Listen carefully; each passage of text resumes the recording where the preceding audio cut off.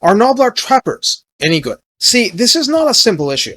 We're not just examining trappers on their own, but how they compare to the regular Gnoblar troops, and that's very interesting.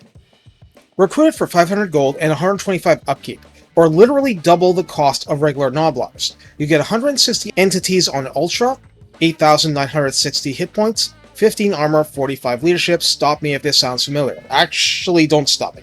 Speed 35, melee attack 18, melee defense 26, weapon strength 21, heavily tilted toward base damage, charge bonus 6. This is 100% identical to regular Gnoblars. So, for double the cost, you get 100% the same melee stats. But this, of course, is not just a melee unit. For ranged, ammunition begins at 10 volleys. Range is 70, which is pretty short. Missile damage is given as 15, split between base 10 and AP 2 per strike. Reload time is 8, which accounts for the average strength. Total accuracy starts at the default 20, calibration distance a modest 40, calibration area a relatively tight 2.7. There is a small penetration effect which you should consider unreliable. This unit has Stalk, Vanguard Deployment, is just as expendable as the regular version, and if not moving, has a one-time 20 seconds 5-meter range trap effect, muffling the opposing unit's speed, charge speed, and charge bonus, and doing token damage. In the redline skills, it's exactly like the regular Gnoblars. Scrappy fighters for up to +6 leadership, +6 melee defense, at rank 7 richly rewarded for armor, leadership, and weapon strength buffs. In the tech tree, in addition to the -50% upkeep tech, there's also Bait the Trappers, adding 15% speed for Gnoblar Trappers, in addition to increasing recruit rank for hunters, and Awesome Hero all cover separately. So how do we use the Trappers? Well, what you didn't see just now is any reference to extra ammo, missile strength, range, and so on. Trappers are melee Gnoblars with extra benefits. We should consciously train ourselves out of the idea of seeing them as missile trips. They're a lot like skink cohorts with javelins. Once you're done the extra missile part, they're just like the regular version for better or worse, but there's 160 entities. This is also how to look at their missile strength.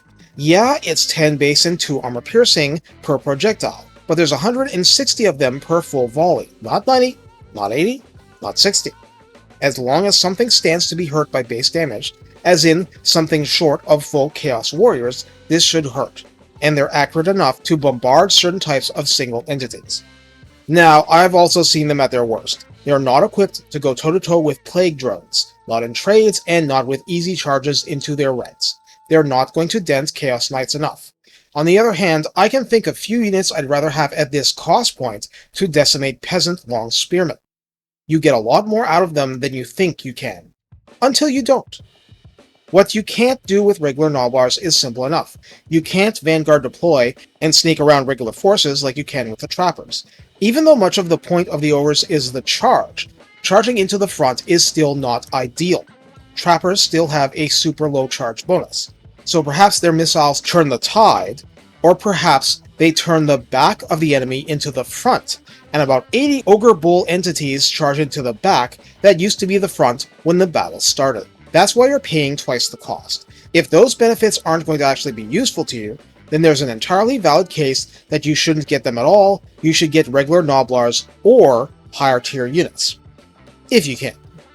On the other hand, there's a mushy middle where the missile units count, and with the likes of hunters in the mix, mass pelting of the foe with mostly base damage missiles might still be important in tilting balance of power toward you. Just keep in mind that at some point you'll run out, and then you'll just have more expensive, regular Gnoblars, for better and definitely worse, and probably tired ones to boot. Within those limitations, Stalk has a lot of evil uses, and you should try to be as evil as you can. Take care, and have fun showing that there's more than one way to be a sneaky git.